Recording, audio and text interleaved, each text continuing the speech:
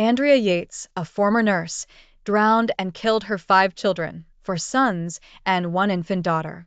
Andrea managed to avoid a life sentence after it was determined in court that she was insane.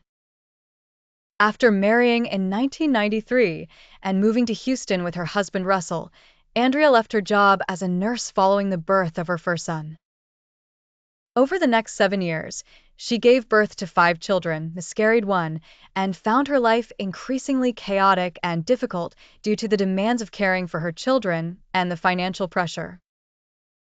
On the morning of July 20th, 2001, around 9 a.m., after the children had finished breakfast and their father had left for work at the Johnson Space Center, where he was employed as an engineer at NASA, Andrea filled the bathtub and drowned her children one by one.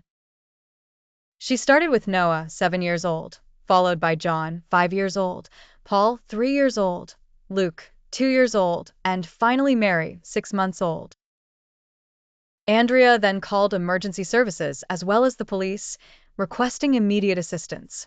When one of the officers arrived at her home, she confessed to killing her children.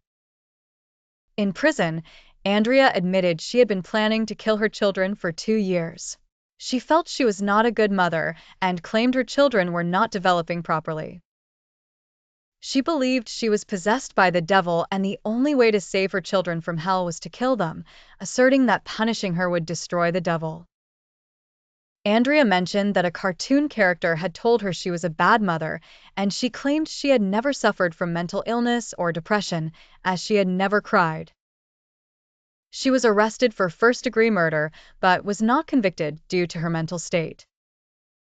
In 2001, she was retried and sentenced to life imprisonment, but a witness later testified about her mental condition, leading to the postponement of her trial until 2006, when the judge sentenced her to confinement in a mental hospital until her condition improved.